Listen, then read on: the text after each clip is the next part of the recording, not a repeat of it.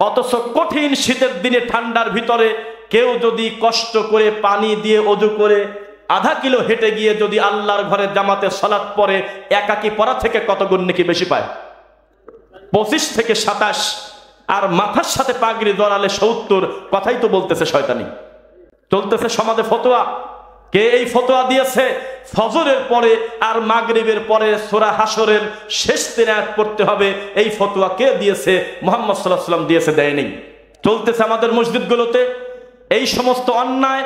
হুজুর মানুষকে দিয়ে করাচ্ছে, এই ফতোয়া থেকে হুজুর কবে ফিরবে? আয়েশা রাদিয়াল্লাহু আনহা আমাদের আম্মাজান বলতেছেন, আমার স্বামী মুহাম্মদ সাল্লাল্লাহু আলাইহি ওয়াসাল্লাম যখন বক্তব্য দিতেন, তাহলে যে কোনো লোক তার কথাগুলো গুনে বের করে দিতে পারত, কয়টা কথা বলছে, কয়টা শব্দ বলছে। তো এটাই হওয়া উচিত। তাছাড়া কানে হাত দিয়ে দীর্ঘ সময় সুর দিয়ে কান্নাকাটি করার ভিতরে শরীয়তের কোনো কল্যাণ নাই। মানুষকে অহেতুক 10 মিনিটের কথাকে রাভারের মতো টেনে 1 ঘন্টা বলানোর নাম আমাদের দেশের যেগুলো কান্নাকাটি করা। আল্লাহ হেফাজত করুক, আল্লাহুম্মা আমিন। বিয়ের 7 দিন পরে শ্বশুর বাড়িতে গিয়ে যদি বর বলে আমি এখনো কবুল বলি নাই, তো পিঠের চামড়া থাকবে? 7 দিন আগে বিয়ে সম্পন্ন হয়ে গেছে, বরযাত্রী গিয়েছে, খানা পিনা শেষ, মেয়ের বাড়িতে লোক আসছে, সব ওকে। 7 দিন পরে কি মনে করে মানুষের কাছে বলে বেড়ায় আমি কিন্তু এখনো মন থেকে কবুল বলি নাই, পিটানি কমবে না বাড়বে? মুসলিম যখন পড়ে লা ইলাহা ইল্লাল্লাহ, তখন কোন মুশরিকের সাথে তার কোনো সম্পর্ক থাকতে পারে? লা তাত্তাখিদুল ইয়াহুদা ওয়ান নাসারা আউলিয়া বা'দুহুম আউলিয়াউ বা'দ। ইহুদি খ্রিস্টান কোনোদিন তোমাদের বন্ধু না, তারা নিজেরা বন্ধু, কিন্তু তোমার তারা ইমানি শত্রু, মানি শত্রু। তা আমাদের খুব দুঃখ লাগে যখন আলেম ওলামা দায়িত্বশীলরা ইহুদি খ্রিস্টানদের মতো আচরণ করে, বানি ইসরাইলের মতো আচরণ করে এক ভাই আরেক ভাইয়ের বিরুদ্ধে, তখন আমাদের খুব কষ্ট লাগে। এই যে সম্প্রতি ঘটে যাচ্ছে তবলিগ জামাতের 2 গ্রুপের মারামারি, এটা কি ছোট বিষয় না বড় বিষয়? 5টা মরে গেছে অলরেডি। আমরা নিজ থেকে জোর করে তাদের শহীদ বানা জান্নাতে দিলাম, ঢোকায় একভাবে পারলাম, কিন্তু মূলত তো জাহান্নামে যাবে 2 গ্রুপই। সহিহ বুখারীর হাদিস, কাতিল মুকাতিল, হত্যাকারী এবং যাকে হত্যা করা হলো, 2 জনই যদি মুসলিম হয় 2 জনই জাহান্নামে যাবে। এটা হলো আল্লাহর রাসূলের ফতোয়া। আর আমাদের দেশের গজব ফতোয়া হলো যে না, 4টা শাহাদাত বরণ করছে, ওর বাপ শাহাদাত ডেলিভারি দিয়েছে। যে না, এত সস্তা কথা নয়। 2 গ্রুপকেই আমরা মুসলিম মনে করি। আকীদাগত কিছু ভ্রান্তি আছে, মানহাজগত কিছু ভুল আছে, দাওয়াতের পদ্ধতি তাদের ভিন্ন, কিন্তু তাদেরকে অমুসলিম বলার কোনো সুযোগ নাই। 2 গ্রুপই মুসলমান। শুধুমাত্র সামান্য দুনিয়াবি লোভে, দুনিয়াবি ভুল বোঝাবুঝির কারণে এক গ্রুপ আর এক গ্রুপকে মেরেই ফেললো, এটা কি ভালো হলো? তো মরার পরে যখন আলেম ওলামার কাছে গিয়ে বলতেছে দায়িত্বশীল হুজুরদের, তার দলের, আপনি কি বলেন? একটা দায়িত্বশীল হুজুর পেলাম না মুখ দিয়ে বলার, আপনারা দোয়া করেন 3 দিনের ভিতরে আমরা এই মীমাংসা করে দেব, সাদ এবং জুবায়ের এক জায়গা করে, অথবা নিজেরা যাতে মারামারি না হয় আমরা দ্বন্দ্ব শেষ করব। যার কাছে এই মাইক নিয়ে যায় সেই বলতেছে ওরা বাতিল, আমরা হলো হক। অথচ 2 জনের হাতেই তবলিগ জামাতের বই ফাদাইলে আমল, 2 জনই এক এক জায়গা থেকে এসেছে। সবাই 40 দিনে বের হয়, কেউ 39-এ না, কেউ 41-এ না, সবাই 40-এ। সবার নীতি এক, কর্ম এক, পদ্ধতি এক, শুধুমাত্র দুনিয়াবি কারণে এখন এক গ্রুপ আর এক গ্রুপকে কাফের পর্যন্ত বলতেছে। এটা ফতোয়া। দায়িত্বশীল মানুষ খুঁজে পাবেন না। হুজুর এমন কর্মকাণ্ড করতেছে ইহুদি খ্রিস্টান করতে যেটা ভয় পায়। ঢাকার এত বড় একটা কমার্শিয়াল প্লেস, জ্যামে আটকে গেছে মানুষ। টঙ্গী বাটা গেটের পাশে 1 থেকে 150 লাঠি হবে। কি ভাই, ভুল বললাম নাকি? কতগুলো হতে পারে? প্রায় 1 থেকে 150 আমরা জ্যামে আটকে থেকে গুনলাম, লাঠি হাতে করে দাঁড়িয়ে আছে। অথচ তাদের হাতে থাকার কথা কোরআন এবং সহিহ হাদিসের বই। কত কষ্ট করে দূর থেকে এসেছে দাওয়াত দিতে, কিন্তু তাদের হাতে এখন লাঠি। তাই আমি দুঃখ করে বলি, ওরা যখন মারামারি লাগে বোঝে কিভাবে যে কোন গ্রুপের মাথায় বাড়ি দেব? সবই তো এক, সবই তো প্রায় 5 কলি, সবার মাথায় গায়ে টুপলা, সবাই তো ল্যাপ খাতা নিয়ে বাসা থেকে বের হইলো, তো বাড়িটা দেয় কিভাবে? তো যার ফতোয়াতে মারামারি বন্ধ হবে। এখন মামুনুল হক খালি কঠিন বজ্রকণ্ঠে ঘোষণা দেবে।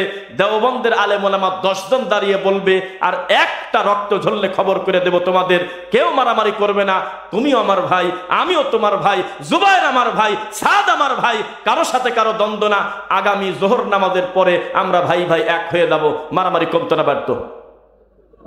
তা আমরা আশা করেছিলাম এমন একটা ফতোয়া আসবে, ফতোয়া আসছে, বিশাল বড় মুফতি ফতোয়া দিচ্ছে সাদ গ্রুপ কাফের।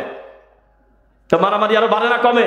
আজকে না, আজকে ফতোয়া দিয়েছে অফিসিয়াল ভাবে, আর টিভিতে না কোথায় দেখলাম যে জুবায়ের গ্রুপের সিদ্ধান্ত সাদ গ্রুপ নাকি কাফের, অথচ লক্ষ লক্ষ তাদের অনুসারী, তারা সালাত আদায় করে, কাফের বললেন কিভাবে? এক ফতোয়া। দুই, আল্লাহর ঘর মসজিদের থেকে পবিত্র জায়গা আল্লাহর মাটির উপরে আছে, এটা আপনার মনে হলো? সেই মসজিদের ভিতরে সিঁড়ির উপরে হুজুর সঙ্গম করতেছে, কুকাম করতেছে, সেটার নামও দিচ্ছে ধর্মীয়। হিল্লা বিবাহ দিচ্ছে। 1450 বছর আগে রাসূল বলেছেন, সাহাবায়ে কেরাম এটা বিশ্বাস করেছেন, হিল্লা বিবাহ মানে হলো ভাড়া করা পাঠা। এর কোনো পদ্ধতি শরীয়তে নাই। ওমর রাদিয়াল্লাহু আনহু 1450 বছর আগে বলে গিয়েছেন, কেউ যদি হিল্লা বিবাহকারীকে অথবা যাকে বিবাহ করা হলো এই দুইজনকে আমার সামনে উপস্থিত করতে পারো, আমি পিটাবো, মন মতো পিটাবো তাদের ধরে। এরকম কথা শরীয়তে নাই যে একজন বউ ছেড়ে দেবে রাগের মাথায়, আর একজন একটু পরে বিয়ে করে 20 মিনিট পরে সহবাস করে ছেড়ে দেবে, এইরকম নীতি রামায়ণেও লেখা নেই। এই 2024 সালে এই কুকাম করতেছে একটা হুজুর মানুষ, ফতোয়া দিয়ে গাজীপুরের ইশরাত হোসেন আশেকি নামে এক ভণ্ড আল্লাহর ঘরের ভিতরে কুকাম করেছে, দেখেছেন নাকি? তারপরে বিশাল বড় এক মুফতি ফতোয়া দিচ্ছে, যারা নামাজ কাদা করে ফেলেছেন ইতিপূর্বে, প্রত্যেক ওয়াক্ত হিসাব করে জীবিত হোক মৃত মানুষ হোক সোয়া কেজি করে আটা দান করবেন। এ ফতোয়া মেড ইন চায়না, এটা রাসূলের হাদিস না, মানুষ তৈরি করেছে শয়তানি কথা। অথচ লোকটা যদি আল্লাহকে বলে, আল্লাহ আমার অতীতের ভুল তুমি ক্ষমা করো, আল্লাহ বলতেছে শুধু ক্ষমা হবে না, ইল্লা মান তাবা ওয়া আমানা ওয়া আমিলা আমালান সালিহা ফাউলাইকা ইউবাদদিলুল্লাহু সাইয়্যাতিহিম হাসানাত। এই লোকটার তওবা করার কারণে অতীতের সব গুনাহকে আল্লাহ নেকি দিয়ে পরিবর্তন করে দিয়েছে। ইন্নাল হাসানাতি ইউযহিবুনাস সাইয়্যাত, লোকটা বেশি বেশি নেক কর্ম করার কারণে তার অতীতের ভুলগুলোকে আমার আল্লাহ ক্ষমা করে দেয়। সেই মুফতি ফতোয়া দিতে পারে সোয়া কেজি করে আটা দান করলে প্রতি ওয়াক্তে নামাজের কাজা হবে। এর থেকে নোংরা নীতি ফতোয়া কি হতে পারে সমাজে? এভাবেই চলছে সমাজ। আব্দুল কাদের জিলানীর একজন খাস মুরিদ রাতে এসে বলতেছে, ফজর সালাত পড়ে, পীর সাহেব হুজুর আমার তো এক রাত্রে স্বপ্ন দোষ হয়েছে 80 বার। কেন এরকম হলো? তো বলে আমি তো জানি না, আমি তো ভয় পেয়ে গেছি, কি করা যায়? তো হুজুর ফতোয়া দিচ্ছে, চিন্তা করো না, আমার মুরিদ হওয়ার পরে দেখা গেল যে তোমার জীবনে 80 বার জিনা ব্যভিচার আছে, আল্লাহ তোমাকে ক্ষমা করার জন্য 80 বার স্বপ্ন দোষ করাইলো। পাবলিক বলতেছে আল্লাহু আকবার। পাবলিকের সামনে, লক্ষ লক্ষ শ্রোতার সামনে, হাজার হাজার মানুষের সামনে এভাবে রাসূলের দিনকে বিকৃত করে আমাদের দেশে ভণ্ডামি করা চলতেছে কিনা বলেন? এই ফতোয়া কে তোমাকে শিক্ষা দিয়েছে? রাসূল সাল্লাল্লাহু আলাইহি ওয়াসাল্লামের পক্ষ থেকে, আল্লাহর পক্ষ থেকে আমানত পালন করা একজন মুফতির, যেই মুফতি আমাদের দেশে 3 মিনিট পর পর ডেলিভারি হয়। এক এক মুফতির এক এক গঠন। আর মুফতি যদি সমাজে নাম করা হতে চায়, আহলে হাদিসদের গালি দেওয়া ছাড়া কোনো পথ নাই। কোন মুফতি যদি বড় মুফতি হতে চায়, তার তরিকার ভিতরে, তার মাযহাবের ভিতরে যদি নাম করা হতে চায়, তাকে তার আহলে হাদিসদেরকে গালি দিতেই হবে, ডক্টর জাকির নায়েককে কাফের বলতেই হবে, নইলে তাকে কেউ চেনে না। এই হলো সমাজের গরু ছাগলের মতো মুফতি বের হচ্ছে। এই মুফতিরা দায়িত্বহীন কথা বলে গোটা ইসলামটাকে মানুষের সামনে হাসির পাত্র করে দিচ্ছে। শোনেন, কোশ্চেন কালে মানুষকে হিংসা করি না আমরা। আমি যদি বক্তব্য দেই, আমার সামনে লোক থাকবে সর্বোচ্চ 2, 4, 5, 10 হাজার। আর এমনও কিছু সেলিব্রিটি বক্তা আছে, যেই বক্তা বক্তব্য দিলে আজকে রাতে, নাম বলেন না কেউ, মাইক্রোফোনে উঠে যাবে। আজকে একটা বক্তা বক্তব্য দেবে রাত 10টা থেকে, আজকে কিন্তু দুপুরের পর থেকে তার প্যান্ডেলে ঢোকার মতো আর জায়গা নাই। আর টিভিতে নিউজ আসছে, নাম বলেন না, নিষেধ করছি, নাম বলেন না। এত বড় জনপ্রিয়তা আল্লাহ তাকে দিয়েছে, এটা একটা আমানত কিনা? তিনি কথা বললে তার নামের উপরে 2, 4, 5 লক্ষ লোক জমা হয়, সত্য নাকি মিথ্যা?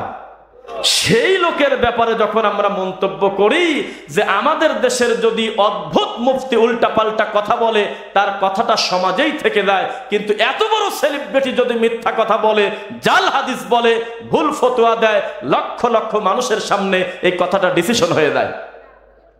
আমরা বলেছি কোরআন দিয়ে হোক আর কোরআন ছাড়া হোক, তাবিজ গলায় নেওয়াটাই হলো শিরক। এটাকে বিশ্বাস করেন কিনা? কিন্তু হুজুর ফতোয়া দিচ্ছে না ছোট ছোট বাচ্চার গলায় কোরআনের আয়াত দিলে অসুবিধা নেই। হুজুর বলতেছে আসসালামু আলাইকুম ওয়া রাহমাতুল্লাহি তাআলা ওয়া বারাকাতুহু। আমরা বলেছি এত বড় হুজুর এখনো সালাম শেখে নাই, তাআলা তো খুঁজে পাইনি কোথাও। তাআলা পাইছেন আপনারা? এই যে ফতোয়াগুলো ডিসিশন হয়ে যাচ্ছে মানুষের সামনে, হাজার হাজার মানুষ তার বক্তব্য শুনে দিন হারাচ্ছে, জাল হাদিসের উপরে আমল করতেছে, এর ফতোয়া এর গজব কে দেবে? যার উপরে কোরআন নাজিল হয়েছে তার নামটা বলেন মুখ দিয়ে। মুহাম্মদ সাল্লাল্লাহু আলাইহি ওয়াসাল্লাম তিনি বলেছেন লাইলাতুল কদর একদিন আছে, তবে কোন রাত্রি আমার নবীকে জানানো হয় নাই, সেটা হলো রমজান মাসের শেষ দশকে। আবার বললেন শেষ দশকের বিজয় রাত্রিতে, আবার বললেন এমন একটা সময়, এটা হলো রাত্রিবেলা, আমাকে জানানো হয় নাই। নবী সাল্লাল্লাহু আলাইহি ওয়াসাল্লাম সারা বছর 10 দিন ইতিকাফ করতেন, পুরোটা মাস ব্যাপী তিনি তাওহীদ প্রচার করতেন, দিন প্রচার করতেন, রাত জাগতেন, কারণ আমার নবীকে স্পেসিফিক বলা হয় নাই সেটা কোন দিন। আমাদের দেশের মুফতিরা এই উত্তরখানেও ফতোয়া দিচ্ছে আগামীকালকে 27 রাত হলো লাইলাতুল কদরের রাত। এক রাতে জিলাপি ঢুকতেছে মসজিদে প্রায় 20 মণ, মসজিদ নোংরা করে ফেলতেছে জিলাপি দিয়ে, আর মুনাজাত করে কাঁদতেছে আর বলতেছে আল্লাহ এই লাইলাতুল কদরের রাতে তুমি আমাদের ক্ষমা করো। খবর দেশে কেনা বলেন? নবী সাল্লাল্লাহু আলাইহি ওয়াসাল্লাম জানতেন না শবে বরাতের দিনে রোজা রাখতে হয় আর রাতে সালাত আদায় করতে হয়? আল্লাহর কসমে খবর আমার নবী না জানি কবরে চলে গেছে। আবু বকর, ওমর, ওসমান, আলী কেউ জানে না যে শবে বরাত নামে একটা দিন আছে, যেই দিনে সারা দিন যদি কেউ রোজা রাখে, সারা রাত যদি ইবাদত করে, আর এশারের পর যদি গোসল করে, তার চুলের সমপরিমাণ পাপ ক্ষমা হয়। কেউ জানে না, মুফতি জেনে গেছে। এই তো আমাদের সমাজের ডিসিশন। এক একটা ফতোয়া, এক একটা আমানত। একটা জাল হাদিস বললে মাকআদাহু মিনান নার, তার জন্য জাহান্নামে ঘর তৈরি হয়, এ কথাই হুজুর ভুলে গেছে। রাসূল সাল্লাল্লাহু আলাইহি ওয়াসাল্লামের দিন নিয়ে ঠাট্টা মশকরা চলতেছে। একটা জায়গায় গিয়ে আমাদের একটু ঝামেলা হয়েছিল, সৈয়দপুর বিমানবন্দরে, রেল স্টেশনে, গ্যাস পাম্পে, বাস কাউন্টারে, এই 4টা জায়গায় দাঁতি বেদাতি নাই, সবাই সবার সাথে দেখা হয় মাঝে মধ্যে, হয় নাকি? দেখেন কবর পূজারিও নামতেছে, সৈয়দপুরে জালসায় যাবে, দিনাজপুর যাবে, আশপাশে আমরাও নামলাম। একটা হুজুর আমাকে বলতেছে ইতিকাফ সম্পর্কে আহলে হাদিসদের ফতোয়া ভুল, তাদের কারণে এই সমাজ থেকে ইতিকাফের মতো গুরুত্বপূর্ণ ইবাদত উঠে যাচ্ছে, এটা উনি আমাকে অভিযোগ করল। তখন আমি বললাম যে কিভাবে? তো বলল আপনাদের দৃষ্টিতে ইতিকাফ করা জরুরি না, তাহলে সমাজের মানুষ বসবে কিভাবে? তাই বললাম আপনাদের ফতোয়া কি? তো বলে আমাদের ফতোয়া হলো জানাজার নামাজের মতো, যতদূর পর্যন্ত মাইকের আওয়াজ যাবে, কেউ না কেউ যদি আসে তাহলে সবাই হকদার বেঁচে যাবে, আর কেউ না আসলে গোটা গ্রাম গুনাহগার। তো এই ইতিকাফও তাই, রমজান মাসের শেষ দশকে টানা 10 দিন যদি কেউ ইতিকাফ না করে সমাজের কেউ, ওই মহল্লার সবাই অপরাধী, এটা একটা ফতোয়া। তখন আমি বললাম যে কি ধরনের পাপ হবে? তো বলে এটা মহাপাপ, কবিরা গুনাহ। তো বললাম যে সমাজের বহু লোক নামাজ পড়ে না, পড়ার লোক বেশি না না পড়ার লোক বেশি বলেন তো? সমাজে বেনামাজের সংখ্যা বেশি না নামাজের সংখ্যা বেশি? পর্দাকারীর সংখ্যা বেশি না বেপর্দার সংখ্যা বেশি? গান বাজনা শোনার লোক বেশি না না শোনার লোক বেশি? এই যে 3টা পাপের কথা বললাম, এটা ছোট পাপ না বড় পাপ? এত বড় পাপ করার পরেও এই সমাজের সব লোক দায়ী হয় না যে মসজিদে আমরা 1 কাতার নামাজ পড়লাম আর 25 কাতার এখনো বাড়িতে শুয়ে আছে, আর ইতিকাফে না বসলে গুনাহ হয়। শয়তানি কথা কই পাইছেন? ইতিকাফ একটা সুন্নাতি আমল, বাড়াবাড়ি করতে করতে এটা ফরজের পর্দায় নেওয়ার মতো কোনো অধিকার নাই। এই সমাজে বহু মহিলা বেপর্দা, বহু সন্তান কথা শোনে না, এ কারণে তার বাপ দায়ী হবে কি হবে না এটা তার দাওয়াতের উপরে বেসিস করে। নূহ আলাইহিস সালাম দাওয়াত দিয়েছে, তার সন্তানও শোনে নাই, তার দোষ? কথা বলে না? লূত আলাইহিস সালাম একটা নবী দাওয়াত দিয়েছে, তার বউ তার কথা শোনে নাই। ইব্রাহিম আলাইহিস সালাম এত দাওয়াতি কাজ করেছে, যিনি হলো নবীদের আব্বা, এত সম্মানী হওয়ার পরেও তার নিজের বাপ তার কথা শোনে না, এটা কি তার দোষ? তার মানে প্রচারটা তিনি করেছে হেদায়েত আসে আল্লাহর পক্ষ থেকে। তো এখন এই সমাজে কত বেনামাজি আছে, ওই তার বাপও দায়ী হবে না যদি দেখা যায় তার বাপ তাকে আলাদা করে দিয়েছে, বহু চেষ্টা করেছে কিন্তু লাইনে আসে নাই, তার কর্মের হিসাব সে আল্লাহকে দেবে। তো এতেকাফে না বসলে গ্রামবাসী অপরাধী, কোন ফতোয়া এটা চলতেছে সমাজে? এভাবেই চলতেছে। শবে মেরাজের নামে আর একটা ফতোয়া। শবে মেরাজের রাতে ঘন্টার পর ঘন্টা রাসূলের প্রতি অপবাদ দিয়ে মিথ্যা গল্প হয়। যেই সময় এই দেশে মাওলানা দেলওয়ার হোসেন সাইদি রহিমাহুল্লাহর পরে আপনার যারা যারা নাম করা বক্তা ছিল, তার একটা ল্যাংটা বক্তা ছিল হলো বৈরাগী, আর একটা লোক ছিল হলো হাবিবুর রহমান যুক্তিবাদী। নাম শুনছেন কিনা? হাফিদিয়া মাদ্রাসা যখন পড়তাম, এশার সালাতের পরে খাওয়া দাওয়ার শেষে একটু পড়াশোনা করে আমরা যখন ঘুমাতাম, প্রায় 1 ঘন্টা তার বক্তব্য ছেড়ে দিত। উনি মিরাজের ঘটনাকে এত সুন্দর করে বলতো, আমরা ছোট মানুষ, আমাদের আত্মা ভরে যেত। বারবার বলতাম স্মৃতিটা আবার রেকর্ডটা পিছন থেকে দেন। এত মিষ্টি করে তার কথাগুলো শুনেছি মিরাজের ঘটনা। পরবর্তীতে দেখেছি এটা রামায়ণেও এত বড় নোংরা কথা লেখা নাই, প্রায় 98টা মিথ্যা কথা ছিল। এখন বস্তিতি ঘটনা পুরা মিথ্যা। মেরাজ যে অস্বীকার করে সে কাফের। অবশ্যই 17 নম্বর সূরা, সূরা বানী ইসরাইল, মেরাজের ঘটনা সত্য, কিন্তু হুজুররা যেই বর্ণনা দেয়, হে নবী জুতা খোলেন, আরশ অপেক্ষায় আছে, আপনার পায়ের ধুলা দিয়ে সে ধন্য হবে। একবার বলে আমি আর উপরে যেতে পারবো না, আমি যদি আর 1 ইঞ্চি উপরে যাই আমি জ্বলে পড়ে সারখার হয়ে যাব, আমি জিবরাইল আমার এরিয়া পার হয়ে গেছি। তখন আসলো রফরফ, তখন আসলো বোরাক। এ ধরনের বক্তব্য শুনছেন কিনা? জাল হাদিস কি বলে এগুলো? অথচ জিবরাইল মাঝে মধ্যে প্রায় দিনই আল্লাহর কাছ থেকে পর্যন্ত ওহী নিয়ে আল্লাহর নবীর কাছে আসতে পারলো, আর সে নাকি আরশে যেতে পারে না। কথাই তো শয়তানি। এই সব কথার জবাব কে দেবে? এখনো পর্যন্ত গ্রামগঞ্জে ফতোয়া চলে, পাগড়ি পরে নামাজ পড়লে যেমন হয়, আর পাগড়ি ছাড়া নামাজ পড়লে 70 গুণ কম বেশ নেকি আছে। নাউজুবিল্লাহ। যেই লোকটা পাগড়িবিহীন সালাত পড়লো সে 1 নেকি পাইল, আর পাগড়ি মাথার সাথে পেঁচালে পাবে 70 গুণ। এমন ফতোয়া আছে কিনা? আমি সিরিয়ালে খুব দ্রুত বলতে থাকবো যাতে অনেকগুলো উল্টাপাল্টা ফতোয়া শোনা যায়। অথচ কঠিন শীতের দিনে ঠান্ডার ভিতরে কেউ যদি কষ্ট করে পানি দিয়ে ওযু করে আধা কিলো হেঁটে গিয়ে যদি আল্লাহর ঘরে জামাতে সালাত পড়ে, একাকি পড়া থেকে কত গুণ নেকি বেশি পায়? 25 থেকে 27। আর মাথার সাথে পাগড়ি জড়ালে 70। কথাই তো বলতেছে শয়তানি। চলতেছে সমাজে ফতোয়া। কে এই ফতোয়া দিয়েছে? ফজরের পরে আর মাগরিবের পরে সূরা হাসরের শেষ 3 আয়াত পড়তে হবে, এই ফতোয়া কে দিয়েছে? মুহাম্মদ সাল্লাল্লাহু আলাইহি ওয়াসাল্লাম দিয়েছে, দেয়নি। চলতেছে আমাদের মসজিদগুলোতে এই সমস্ত অন্যায়। হুজুর মানুষকে দিয়ে করাচ্ছে। এই ফতোয়া থেকে হুজুর কবে ফিরবে? 2, কবর জীবিত মানুষকে তো ছাড় দেই নাই, এই মুফতিদের কাছ থেকে মরা মানুষ পর্যন্ত ছাড় পায় না। এখন তো ইদানিং কেউ রাগ করবেন না, এক একটা জানাজা এক একটা রাজনৈতিক মঞ্চ, লাশ সামনে রাখি ভোট চাচ্ছে। কত ধরনের বক্তব্য চলে, ঘন্টার পর ঘন্টা মানুষকে দাঁড় করায় কষ্ট দেয়। যেই আল্লাহু আকবার বলে আর ইমামের মাথার উপর ঠাটা পড়ছে, আর হাতে টাইম নাই, সূরা ফাতিহা চুরি করে ফেলছে। সূরা ফাতিহা পড়ার সময় তার হাতে নাই, অথচ সূরা ফাতিহা হলো সালাতের সূরা। সূরা ফাতিহা নাই, সালাত নাই। নফল, সুন্নাহ, ওয়াজিব, ফরজ, ঈদ, জানাজা, যার নাম সালাত, সূরা ফাতিহা তাতে লাগবেই লাগবে।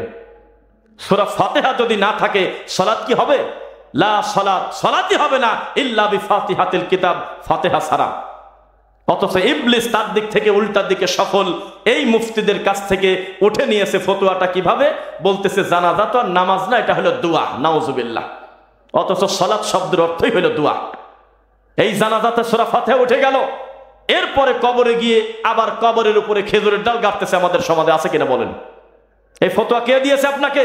মিথ্যা কথা বলে কবরের উপর খেজুরের ডাল গাড়ে, কবরের চারপাশে 4টা কুল পরে কাঠি গাড়ে, কাঠিটা তুলে আবার মাঝখানে রেখে দেয়। এর দায়িত্ব কে নেবে? যেই দেশে আসরের নামাজ পড়তে টাইম লাগে 3 মিনিট, জোহরের নামাজ পড়তে টাইম লাগে 3 মিনিট, যেই দেশে মাগরিবের নামাজের ফরজ পড়তে লাগে 4 মিনিট আর মুনাজাতে লাগে 20 মিনিট, সেই দেশে আপনি মনে রাখবেন মাকে চেয়ার থেকে তুলে চাচিকে বসতে দেওয়ার মতো। এই সমাজের মানুষের শরম বলতে কিচ্ছু নাই। সারা দুনিয়ার মানুষ বলতেছে, পৃথিবীর আলেম ওলামা দায়িত্বশীলরা বলতেছে নামাইতু আন উসাল্লিয়া, মুখ দিয়ে উচ্চারণ করে নামাজ পড়া হলো বেদাত। এখনো বেলজ্জাতে হুজুর এগুলো নেই পড়ে আছে।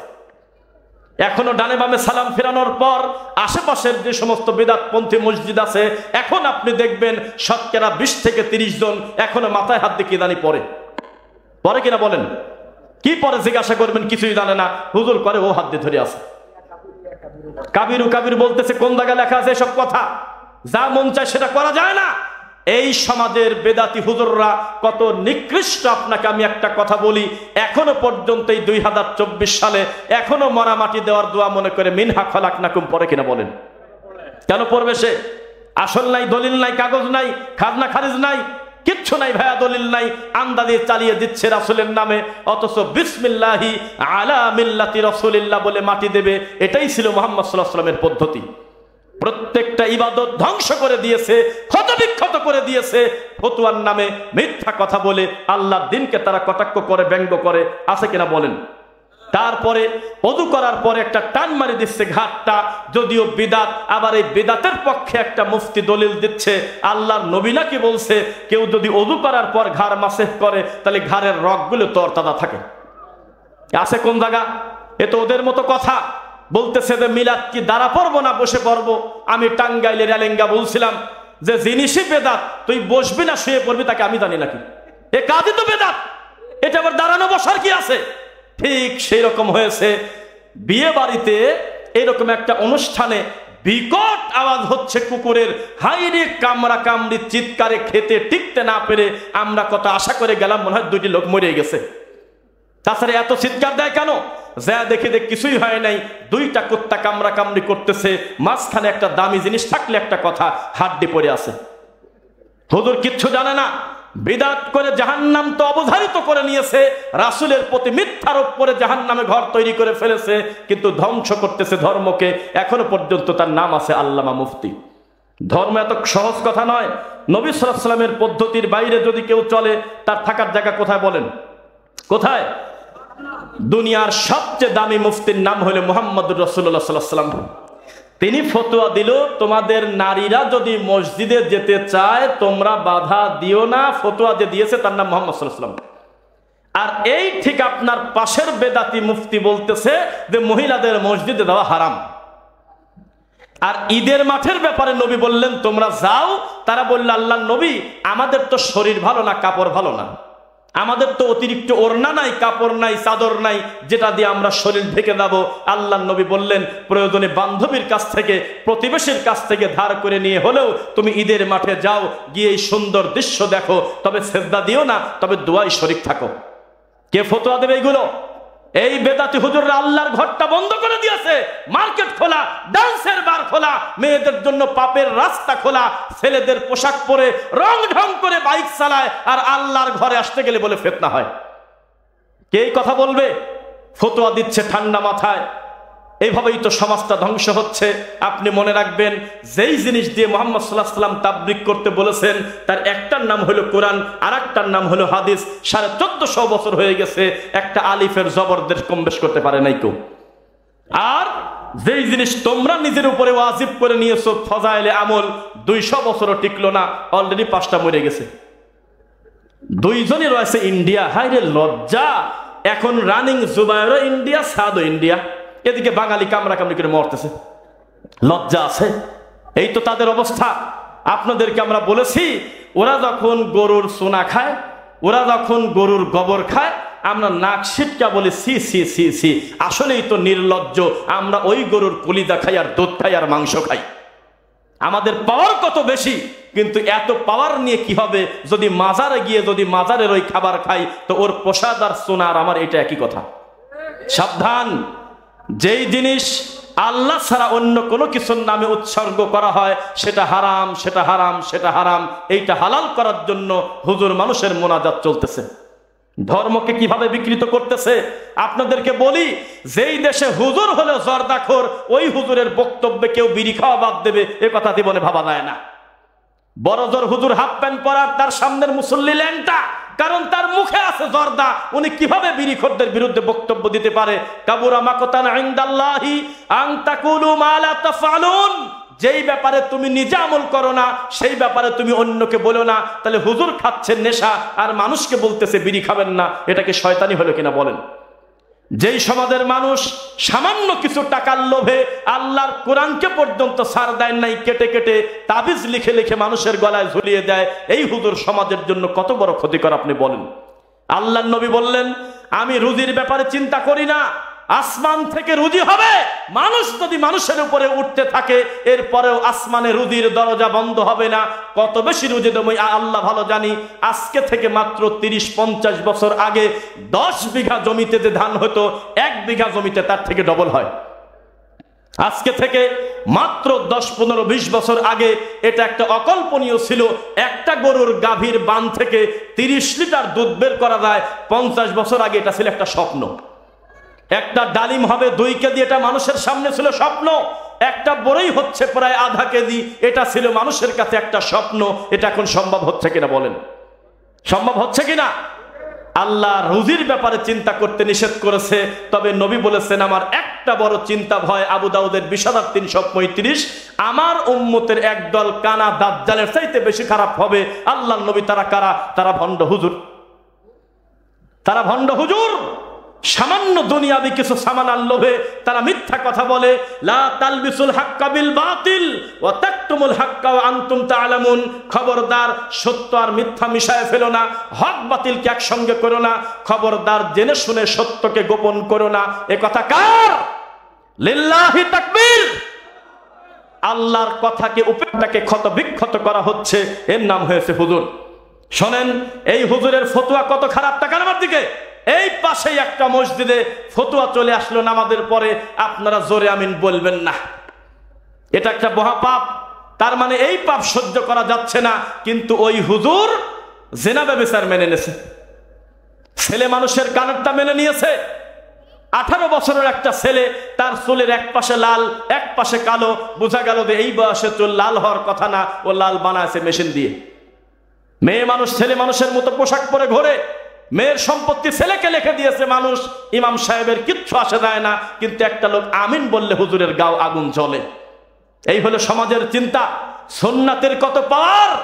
রাসূল সাল্লাল্লাহু আলাইহি ওয়াসাল্লাম বলেছেন, লা তাযালু তাইফাতুম মিন উম্মতি যাহিরিনা আলাল হক লা ইয়াদুররুহুম মান খাযালাহুম হাত্তা ইয়াতি আমরুল্লাহুম কাযালিক। আমার উম্মতের একদল সব সময় হকের উপরে থাকবে, তারাই হলো কোরআন সুন্নাত দাওয়াত দেয়, ঠিক কিনা? এবার আপনাদেরকে একটা কথা বলি, সবাই একটু ধ্যান খেয়াল করে তাকায় থাকেন। আমি প্রথমে দৃষ্টান্ত দিয়েছিলাম আমাদের দেশের বর্তমান ভণ্ড হুজুর বেদাতি হুজুররা বানি ইসরাইলের মতো অকৃতজ্ঞ, বলছিলাম নাকি? প্রমাণ নেন। আল্লাহ যাদের জন্য এত বড় নিয়ামত দিল, আরে জ্বলন্ত একটা শক্ত পাথর ফাটায় আল্লাহ বৃষ্টি দিছিল, ঝর্ণা। সুবহানাল্লাহ। এই বানি ইসরাইলের প্রতি, এই বানি ইসরাইলের জন্য ওয়াজাল্লালনা আলাইকুমুল গামাম ওয়া আনসালনা আলাইকুমুল মান্না ওয়াস সালওয়া, আসমান থেকে ভাজা গোশত দিয়েছিল আল্লাহ, দেয় নাই? মাশরুম দিয়েছিল, তোমরা খাও। 3, আল্লাহ বলল আর কি চাও? এই ইহুদি জাতি বলল, হে আল্লাহ, আমাদের মুসাকে আপনি সম্মান বাড়ায় দেন আর ফেরাউনকে আপনি ধ্বংস করে দেন। আল্লাহ সে কথাও রাখলো, ফেরাউনকে ডুবায় মারছে কিনা বলেন? এত বড় নিয়ামত দিল। এরপরে আল্লাহ বলতেছে, তাহলে আমার একটা কথা শোনো, তোমরা বাইতুল মুকাদ্দাস জয় করো, যুদ্ধ করো। তখন প্রতিদান স্বরূপে ইহুদি জাতি বলছিল, ইযহাবু ইলা রাব্বিকা ফাকাতিলা, হে মুসা, তুমি আর তোমার আল্লাহ 2 জন মিলে যুদ্ধ করো, আমরা দূর থেকে দেখব। এ কত বড় নিমক হারাম! যাদের উপরে পানি পড়া বাদ দিয়ে ব্যাঙের বৃষ্টি দিল আল্লাহ, আসমান থেকে বৃষ্টিতে মাথার উকুন পড়ে, আসমান থেকে বৃষ্টিতে রক্ত পড়ে, আসমান থেকে বৃষ্টিতে ফড়িং পড়ে, পঙ্গপাল পড়ে। এরপরেও এই নির্লজ্জ জাতি ফাস্তাকবারু ওয়া কানু কওমান মুজরিমিন, আল্লাহকে মেনে নিল না। ঠিক বর্তমান হয়েছে আমাদের সেই অবস্থা। আমরা তখন ছোট, ক্লাস 2তে বা 3তে পড়ি, মনে হয় কে জানি একটা গুজব ছড়াইছে আগামী শুক্রবার দিন কিয়ামত হবে। মনে আছে আপনাদের? মানুষজন ছন্ন বিছন্ন হয়ে গেল, সবাই চিৎকার দিয়ে মসজিদে ঢুকে গেল, আর টেলিভিশনের দিকে তাকায় আছে। বিটিভি ছাড়া তখন আর কোনো টিভি নেই। কি হয় কি হয়, যেই জুমার নামাজ পার হয়ে গেল, খিলখিল করে হাসি আর বলে কে জানি শয়তানি করছে, নামাজ আর পড়ার দরকার নেই। আবার মসজিদ খালি। কোভিড-19 চলে গেলে জাতির কোনো পরিবর্তন হলো না। এমন পরিস্থিতি বড় কঠিন। 3টা বছর পর বিদেশ থেকে আসছে, স্ত্রী সন্তান মা বাপের সাথে সময় দেব, তার 21 দিন থাকা লাগতেছে হোম কোয়ারেন্টাইনে, তার সাথে মোসাফা পর্যন্ত কেউ করে না। স্বাভাবিক ঠান্ডার দিন এমনি মানুষের কাশি হয়, এমনি গলা ব্যথা হয়, এমনি মানুষের সর্দি হয়। একটু ঠান্ডা হওয়ার কারণে প্রতিবেশীরা গুজব ছড়াইছে ওর করোনা হয়েছে, সদর হাসপাতালে নেন। এত কঠিন পরিস্থিতি পার করার পরেও এই নিমক হারাম জাতি এখনো পর্যন্ত সালাত আদায় করতে জানে না। ইমাম সাহেবের মাঝে মধ্যে একা একামুদ্দিন নামাজ পড়া লাগে। এই জাতি কবে সংশোধন হবে? কোনোদিন কল্যাণ হবে না। এখনো যারা বসে আছেন, ওই হুজুরকে যদি সংসদে বসায় দেই উনি আমাদেরকে নামাজি বানায় দেবে, তুমি বোকার স্বর্গে আসো, বোকার স্বর্গে আসো, বোকার স্বর্গে আসো। এই প্রোডাক্ট হলো খারাপ। এর জাতি অকৃতজ্ঞ। এই জাতির উপরে যত বড় সম্মানে মানুষেরই প্রদান করা হোক, জীবনেও এই জাতি মানবে না। সবাই সুযোগের অপেক্ষায়, সুযোগ পেলেই দুর্নীতি করে। আপনার কি মনে আছে নাকি যেই মানুষটা টেলিভিশনে টক শোতে এসে আল্লামা দেলোয়ার হোসেন সাইদি রাহিমাহুল্লাহর মতো এত বড় একজন বিদ্বান সম্পর্কে কটূক্তি করে বলল, আমি তার ফাঁসির ঘোষণা দিয়েছিলাম। একজন আলেমকে ফাঁসির ঘোষণা দিয়েছিল। এই কথা যিনি মুখ দিয়ে বলতেছে, আমরা তখন তাকায় দেখলাম এত বড় মানসিক রোগীকে, এত বড় জোকারকে বানাইছে প্রধান বিচারপতি। সেই লোকটার পরিণতি আমরা দেখলাম, কচু পাতা কলার পাতায় পর্যন্ত তার ঘুমানোর সুযোগ হইল না। ল্যাংটা ছেলে সে তাকে পিটায়, সামান্য কয়টা টাকার লোভে তাকে মারতেছে ধরে, খুদু হুফা গুল্লু, গলায় গামছা লাগিয়ে টানতেছে, সুম্মাল জাহিমা সল্লু। এটাও আমরা দুই চোখ দিয়ে দেখলাম। ফলাফল জিরো, ফলাফল জিরো, কিচ্ছু হয় নাই। এখনো পর্যন্ত কোরআন হাদিসের কথা ভালোভাবে মানুষের ভিতরে বলতে গেলে এখনো মানুষ বাধা দেয় কিনা? সাবধান। আবার যদি আপনি জুলুম করেন, আসমানি গজব আপনার উপরে আসতেও দেরি হবে না। এটাই আল্লাহর সিদ্ধান্ত। শিক্ষা খাতগুলো প্রায় ধ্বংসের মতো। শিক্ষা খাত কবে উঠে দাঁড়াবে তা জানি না। আপনাদের লজ্জা যদি থাকে, একটা কথা আমি বলি, এই মুফতিরা যে হালাল কি হারাম করে, হারাম কি হালাল ফতোয়া দেয়, এই মুফতিরা যদি বুঝতো যে আমরা যাদের হাতে মায়ের খাচ্ছি তাদের সংখ্যা 3 কোটিও না। সারা পৃথিবীর সব ইহুদি যদি গণনা করা হয় 3 কোটিও হবে না। আর আমরা যারা মায়ের খাচ্ছি তাদের সংখ্যা 250 কোটি। কয় কোটি? 250 কোটি প্রায় মুসলিম আমরা মায়ের খাই। মানুষ বিপদে পড়লে হাসপাতালে যায় চিকিৎসা নিতে, হাসপাতালে পর্যন্ত বোমা মারে এই ইহুদির বাচ্চারা আমার সোনামণিদের, আমার মা বোনদের ফিলিস্তিনকে হত্যা করলো। এরপরেও এই নির্লজ্জ জাতি বোঝে না যে শিরিক ছাড়তে হবে, কুফর ছাড়তে হবে। হুজুর এখনো বোঝে না কিভাবে বাঁচতে হবে আল্লাহর কাছ থেকে। ফয়সালা আসবে উপর থেকে, আল্লাহকে রাজি খুশি করেই কল্যাণ নিতে হবে। জমিনে কামড়া কামড়ি করলে চলবে না। সবাইকে আল্লাহ রোজু ধরতে হবে এক। দেশের স্বার্থে যখন কথা আসবে, কে হানাফি কে আহলে হাদিস দেখার কোনো টাইম নাই। দেশের বৃহৎ স্বার্থে যখন কথা আসবে তখন সবাই আমরা এক, এ কথা আপনাকে বলে রাখতে হবে না। শোনেন, ইহুদি খ্রিস্টান যখন আমাদের ধর্ম নিয়ে ঠাট্টা করে, তখন হানাফিকে আহলে হাদিসকে এটা দেখে না, ও দেখে টুপি আর দাড়ি আছে কিনা। এই নির্লজ্জ জাতি কত খারাপ। 1450 বছর আগে নবী দুনিয়াতে এসে আবার মারা গেছে, এখনো পর্যন্ত ডিসিশন নিতে পারে নাই এই জাতি নবী নূরের তৈরি না মাটির তৈরি।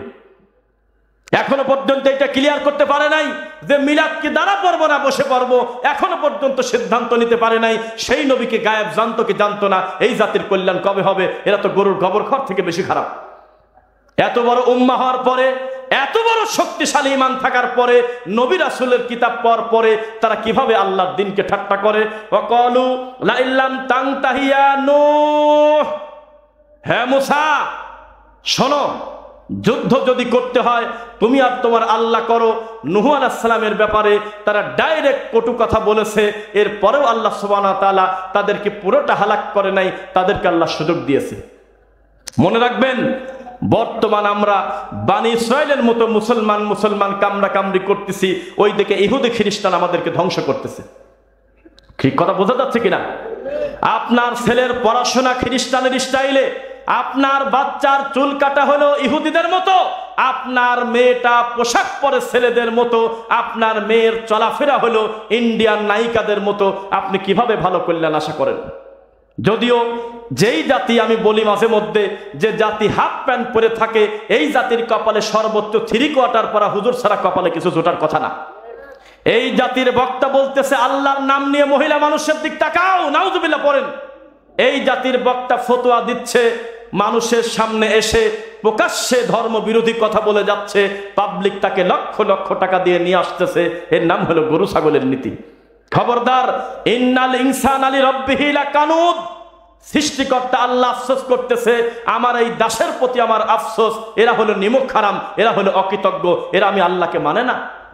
ঠিক তাই এই সমাজে আজকে থেকে 50 বছর আগে একটা ফতুয়ার জন্য কত দূর দূরান্তে ঘোরা লাগছে, তবু আলিফ বা তাসা পড়া হুজুর পাওয়া যেত না, আলিফ বে তেসে পড়া হুজুর পাওয়া যেত, ঠিক কিনা বলেন? বহু ঘোরাঘুরি করা লাগছে, তাও আলেম পাওয়া যায় নাই, মোল্লা মুন্সি পাওয়া গেছে। আর এখন কিছুই লাগে না, ঘরে বসে যদি ইউটিউবে খালি একবার লেখে যে বিবাহ সম্পর্কে মাসালা, এই দেশের জীবিত বড় বড় মাদানি থেকে শুরু করে এদেশের বিশাল বড় বড় বিদ্বানের হাজার হাজার মন্তব্য ঘরে শুয়ে পড়ে দেখা সম্ভব কিনা? এখন যদি লেখে সহিহ বুখারী, এই কথা লিখতে দেরি, গুগলে লেখার সাথে সাথে মুহূর্তের ভিতরে আমার নবীর প্রায় 6000 হাদিস, প্যাকেট করা হাদিস সে পেয়ে যাবে। আর কি সুবিধা চাচ্ছেন? এখনো তাকায় আছেন ওই হুজুরের দিকে। ওই হুজুর তো ধর্ম বিরোধী, ওই হুজুর তো জুকার, ওই হুজুর তো তাবিজের বিক্রি করে, ওই হুজুর তো জর্দাখোর, ও আপনাকে কি দিন শেখাবে? আমাদের কিছু ঠান্ডা হুজুর আছে আমাদের সমাজে, তারা তাদের সাথে সম্পর্ক রাখার জন্য সত্য মিথ্যা গোপন করে চুরি করে চলে কিনা বলেন? চলবে না, এত সহজ না, কোনো দিন মানবে না। এক পাশে যদি চরমনার পীরের একটা বিষের বোতল রেখে দিয়ে বলেন তুমি কি এই বিষের বোতল খাবে, নাকি মুখ দিয়ে বলবে যে জামাত ইসলামের লোক হক, ও বলবে বিষ খা মরে যায়, তাও বলবো না। দেওয়ানবাগের ছেলের হাতে যদি বিষের বোতল দিয়ে বলা হয় তুমি কি এই বোতল ধরে বিষ খাবে, নাকি আত্মশিকে তুমি হক বলবে, ও বলবে আমি বিষ খাবো, তাও ওই দলকে আমি হক বলবো না। এক পীর আর এক পীরকে এত ঘৃণা করে, এক তরিকা আর এক তরিকার সাথে এত অমিল, এত দ্বন্দ্ব থাকার পরেও আহলে হাদিসদের মসজিদ ভাঙার সময় সব বেদাতি এক হয়ে যায়। বেদাতির কোনোদিন দুই ভাগ হয় না। আল কুফফারু মিল্লাতুন ওয়াহিদা, এই পৃথিবীর সব কাফের এক, হিন্দু কাফের, বৌদ্ধ কাফের, খ্রিস্টান কাফের, সবাই কাফের, কিন্তু তাদের আল্লাহ ভিন্ন। খ্রিস্টানদের আল্লাহর মানে হলো 3 জন, ইহুদিদের আল্লাহ 2 জন, হিন্দুদের আল্লাহ যা নরে সরে মোটি তাদের ভগবান, যেটা নরে না সেটাও ভগবান। এত পার্থক্য থাকার পরেও কিন্তু মুসলমানের বিরুদ্ধে যখন কথা ওঠে সব কাফেররা তখন এক হয়ে যায়। কিন্তু মুসলমান এক হতে পারে নাই।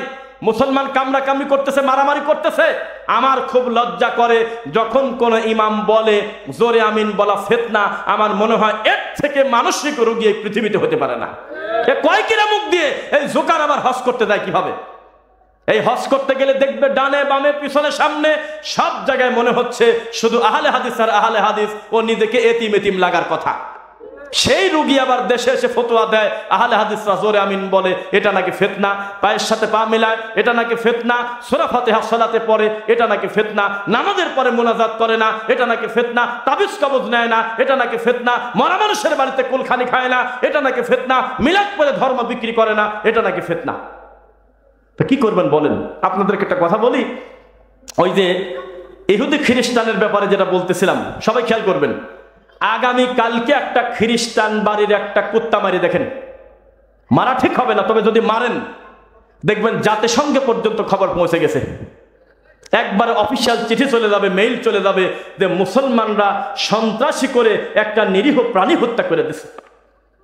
আর মুসলমানদেরকে কচু কাটা করতেছে, শত শত মুসলিম মারি দেয়। জাতিসংঘ ঠিকই পায় না, তবে মাঝে মধ্যে প্রেসারে পড়ে বলে আমাদের কাছে এখনো ভালো করে খবর পৌঁছে নাই, আমরা 30 সদস্যের কমিটি গঠন করছি, পরে জানানো হবে। এই তো তাদের অনুভূতি, এই তো তাদের ফিলিংস। এখনো পর্যন্ত এই নির্লজ্জ জাতি এক হতে পারলো না। তাই আপনাকে বলি, আকীদা পরিবর্তন না হলে জীবনেও কোনোদিন ঐক্য সম্ভব না, সম্ভব না, সম্ভব না। আপনার আকীদা, আপনার নবী সব জায়গা বিরাজমান। আমাদের জীবন থাকতেই কুয়াকিদা আমরা মানি না। আপনার আকীদা, আপনার নবী মাটির তৈরি না নূরের তৈরি। আমার আকীদা, আমার নবী মানুষ এবং মাটির তৈরি। আপনার আকীদা নবী গায়েবের মালিক, আমাদের আকীদা আল্লাহ ছাড়া কেউ গায়েবের মালিক না।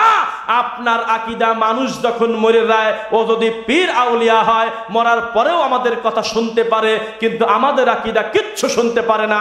ভালো মন্দের ফয়সালা আল্লাহর কাছে পৌঁছে গেছে। কিভাবে ঐক্য হবে বলেন? আপনি মানুষকে মাপতেছেন কিভাবে? এই যে মানুষ মারা গেলে যে মৌতিখানা হয় আমাদের এলাকায় আছে কিনা বলেন? এরকম খানা আপনারা খান? ধিক জানাই যারা এই কুলখানির খাদ্য আয়োজনে অংশগ্রহণ করে, তাদেরকে বলি এত বড় নোংরা খানার ব্যাপারে আজকে একটা যুক্তি শুনলাম, এই মুফতিরা নাকি ফতোয়া দিচ্ছে যে এই খানা কত পশু পাখি খায়, কত পাখি খায়, নিরীহ প্রাণী খায়, কুকুর খায়, এরা দোয়া করলেও তো কাজে লাগে। মানুষরা আমরা এমনি ফাউ খালাম, ঠিক? এটা হলো একটা অমানবিক কাজ। এই কথা যদি কোনো ইহুদি খ্রিস্টানের কাছে ব্যাখ্যা নিতে চান, এই ইহুদি খ্রিস্টান বলবে এই জাতির চাইতে দুর্ভাগা জাতি কি আছে যারা মানুষ মরে গেলে খুশি হয়ে মানুষ খাওয়ায়। খাওয়া হলো একটা খুশির প্রকাশ। মানুষ নতুন বাড়ি করলে খাওয়ায়, নতুন গাড়ি কিনলে খাওয়ায়, মানুষ একটা বিবাহ করলে খাওয়ায়, ছেলে জন্ম নিলে খাওয়ায়। এটা আবার কোন নির্লজ্জ নীতি? বাপ মরে গেলে খাওয়ায়, মা মরে গেলে খাওয়ায়। এর থেকে জাহেলিয়াত সমাজে কি হতে পারে? এদের শরম নাই, লজ্জা নাই?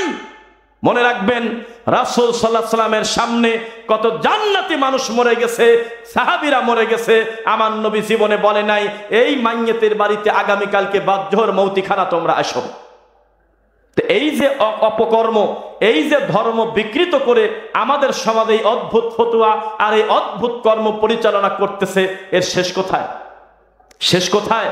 এত দ্রুত ভুলে গেলে চলবে না। এই দেশ থেকে আপনার আমানত হাজার হাজার কোটি টাকা গায়েব করছে কিছু মানুষ, করছে কিনা বলেন? করছে কিনা?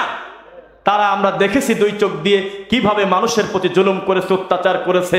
কিন্তু শিক্ষা গ্রহণ যদি আমরা না করি, আমরা তো বনী ইসরাঈলের মতো হয়ে যাব। আমরা শিক্ষা গ্রহণ করব, আমরা কোনো মানুষের ন্যায্য পাওনা কোনোদিন নষ্ট করে দেব না, মানুষের প্রতি জুলুম করব না, কাউকে গালি দেব না, কাউকে অত্যাচার করব না, মানুষের সেবা করব ইনশাআল্লাহ।